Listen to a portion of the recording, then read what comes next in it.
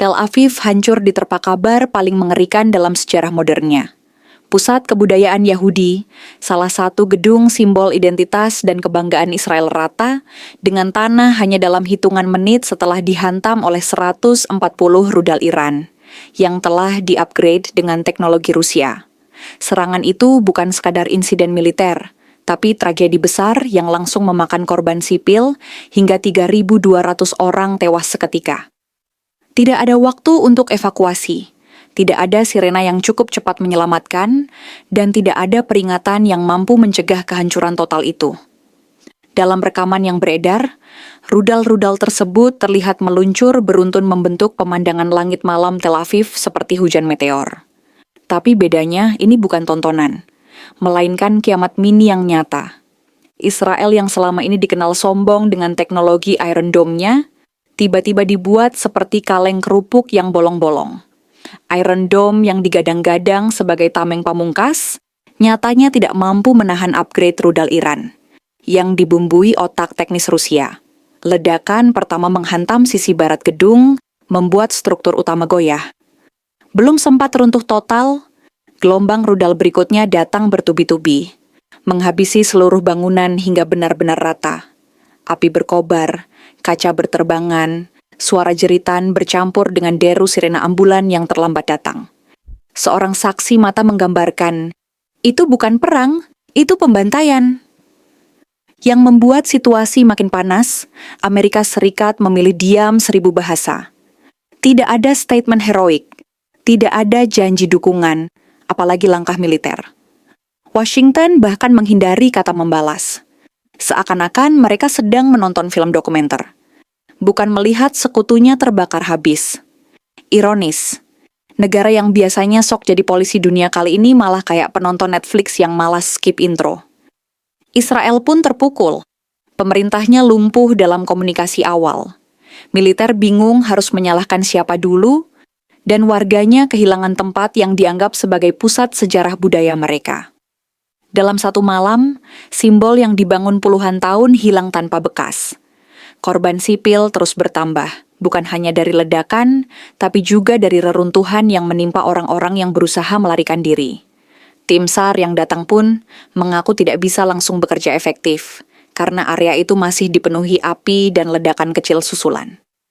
Setelah pusat kebudayaan Yahudi di Tel Aviv rata dengan tanah, Israel langsung diguncang bukan hanya secara fisik, tapi juga mental.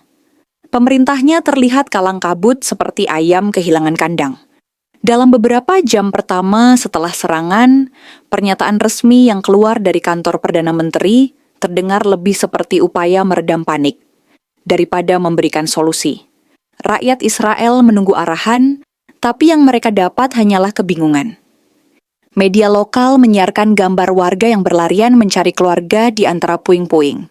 Rumah sakit dipenuhi mayat dan korban luka, hingga staf medis kewalahan. Banyak jasad yang tidak lagi bisa diidentifikasi dengan cepat menumpuk dalam kantong jenazah di lorong rumah sakit. Iron Dome yang dipuja-puja selama ini akhirnya jadi bahan memo paling pahit di media sosial. Dari tameng kebanggaan berubah jadi payung bocor yang tak ada gunanya. Di sisi lain, dunia internasional justru menampilkan drama lain. Negara-negara Eropa sibuk mengeluarkan pernyataan prihatin tanpa benar-benar menawarkan bantuan konkret. Rusia diam-diam tersenyum puas karena rudal yang mereka bantu upgrade terbukti bisa menembus pertahanan Israel. Sementara itu, Amerika Serikat lagi-lagi hanya menatap layar sambil mikir, "Nope, bukan urusan kita." Bagi Washington, ikut campur berarti risiko perang besar yang tak ingin mereka tanggung. Situasi ini membuat Israel merasa benar-benar sendirian. Selama puluhan tahun mereka percaya punya sekutu kuat di barat, terutama AS, tapi kali ini mereka ditinggalkan. Kalangan oposisi politik langsung menyerang pemerintah dengan tuduhan gagal melindungi rakyat dan terlalu bergantung pada janji kosong sekutu. Demonstrasi kecil mulai bermunculan dengan warga meneriakkan kemarahan pada para pemimpin yang dianggap lebih sibuk berkoar daripada bertindak. Militer Israel IDF mencoba mengalihkan perhatian publik dengan mengumumkan bahwa mereka sedang menyiapkan balasan besar-besaran terhadap Iran. Tapi publik sudah terlanjur kehilangan kepercayaan. Kalau 140 rudal bisa tembus begini, balas dendam apa yang masih bisa kalian lakukan? Tulis salah satu editorial di koran lokal. Roasting terbesar justru datang dari warganya sendiri. Israel bukan lagi negara dengan tameng baja, tapi negara dengan kaca rapuh yang sekali dilempar langsung pecah. Di jalan-jalan Tel Aviv, asap masih mengepul. Bau terbakar menempel di udara. Dan reruntuhan pusat kebudayaan menjadi pengingat pahit bahwa serangan ini bukan hanya soal militer, tapi juga identitas. Gedung yang selama ini menjadi simbol budaya dan sejarah, kini tinggal kenangan. Kekacauan tidak berhenti pada runtuhnya pusat kebudayaan Yahudi di Tel Aviv. Serangan itu memicu efek domino di seluruh Israel. Media internasional menyorot tragedi ini sebagai salah satu pukulan paling telak yang pernah dialami Israel sejak berdirinya negara itu. Dalam hitungan jam, bursa saham Israel anjlok. Investor asing menarik modal, dan kepanikan melanda sektor ekonomi. Bahkan warga biasa yang sebelumnya percaya bahwa Tel Aviv adalah kota modern teraman di Timur Tengah, kini sadar bahwa mereka hidup di tengah kota korek api yang siap meledak kapan saja. Laporan resmi menyebutkan dari 3.200 korban tewas. Mayoritas adalah warga sipil, keluarga, anak-anak, dan orang tua yang sedang berkunjung ke pusat kebudayaan tersebut.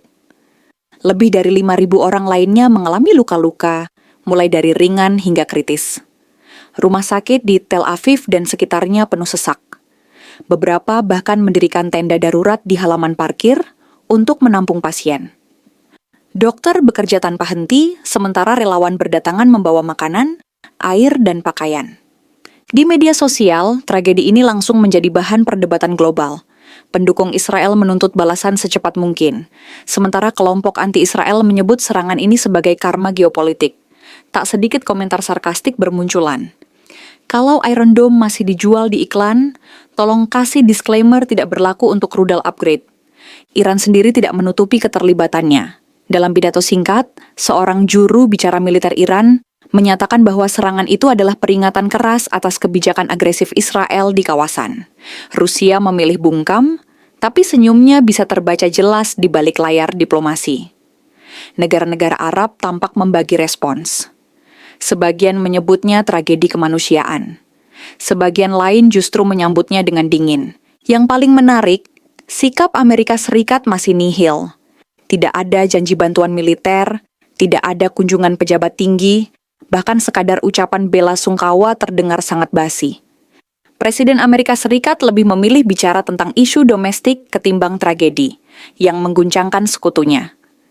Bagi banyak warga Israel, ini seperti melihat bodyguard mereka cabut lari duluan saat bar fight baru dimulai. Di dalam negeri, suasana semakin panas. Ribuan orang turun ke jalan menyalakan lilin untuk mengenang korban. Tapi tak sedikit juga yang berteriak marah menuntut pengunduran diri pemerintah. Mereka menyebut tragedi ini sebagai bukti nyata kegagalan total strategi keamanan Israel. Kami tidak lagi aman di rumah kami sendiri, teriak salah satu pengunjuk rasa. Kini Israel dihadapkan pada dilema besar. Apakah langsung membalas Iran dengan risiko memicu perang regional, atau menahan diri sambil memperbaiki citra negara yang kini tampak rapuh? Namun dunia sudah terlanjur melihat Israel bukan sebagai macan, melainkan kucing basah yang kehilangan cakarnya. Krisis pasca runtuhnya pusat kebudayaan Yahudi di Tel Aviv masuk ke fase paling kelam. Pemerintah Israel mencoba menutupi kepanikan dengan menggelar konferensi pers darurat. Namun yang muncul justru wajah pucat para pejabat yang bingung memilih kata-kata. Kamera media internasional merekam setiap ekspresi gugup itu, memperlihatkan betapa rapuhnya fondasi kekuasaan yang selama ini diklaim kuat dan stabil. Publik dunia pun langsung memberi label Israel bukan lagi negara super canggih, tapi negara super kaget. Di lapangan, tim penyelamat bekerja tanpa henti menggali puing-puing dengan harapan menemukan korban selamat. Namun semakin lama harapan itu semakin tipis. Bau menyengat mayat terbakar menyelimuti udara, dan para relawan terpaksa memakai masker khusus untuk bertahan. Di antara reruntuhan, keluarga korban menangis histeris, menjerit memanggil nama orang-orang tercinta yang mungkin sudah tidak bernyawa. Ironisnya, sementara rakyat menderita, politisi di Knesset justru sibuk saling menyalahkan seperti anak kecil rebutan remote TV. Media internasional menyorot fakta pahit. Israel yang biasanya reaktif dan cepat dalam operasi militer, kini lambat bagaikan kura-kura. Tidak ada serangan balasan dalam 24 jam pertama. Tidak ada strategi jelas diumumkan. Hanya janji-janji kosong yang terdengar lebih seperti propaganda usang. Komentar sinis pun bermunculan. Mungkin mereka masih nunggu aplikasi update supaya rudalnya bisa sinkron lagi. Sementara itu, Iran semakin percaya diri. Televisi pemerintah Iran menayangkan cuplikan rudal-rudal yang diluncurkan lengkap dengan narasi penuh kebanggaan bahwa mereka berhasil mempermalukan musuh bebuyutan. Rusia, meski tidak terang-terangan, mengklaim mendapat poin politik besar. Bahkan beberapa analis menyebut serangan ini adalah iklan gratis untuk industri senjata Rusia. Di jalanan Tel Aviv, amarah bercampur putus asa. Demonstrasi semakin meluas. Spanduk dengan tulisan "Pemerintah gagal" berkibar di banyak titik. Sementara sebagian warga menyerukan agar Israel berhenti terlalu bergantung pada Amerika. Mereka hanya menggunakan kita sebagai pion, bukan melindungi, teriak seorang demonstran. Roasting terkeras datang dari rakyatnya sendiri. Israel ternyata lebih bisa dihancurkan oleh rasa percaya dirinya, yang berlebihan daripada rudal musuh. Korban jiwa terus bertambah seiring ditemukannya jasad-jasad baru. Rumah duka penuh sesak, upacara pemakaman dilakukan massal, dan suasana berkabung menyelimuti seluruh negeri. Tragedi ini bukan hanya tentang angka kematian, tapi juga tentang hilangnya rasa aman, yang selama ini digadang-gadang sebagai identitas Israel. Kini dunia menatap Tel Aviv dengan rasa penasaran, apakah Israel akan bangkit dengan balasan besar, atau tenggelam dalam krisis internal yang semakin dalam. Yang jelas, bayangan gedung, kebudayaan yang rata dengan tanah, akan terus menghantui mereka, seperti simbol jatuhnya keangkuhan yang selama ini ditanamkan.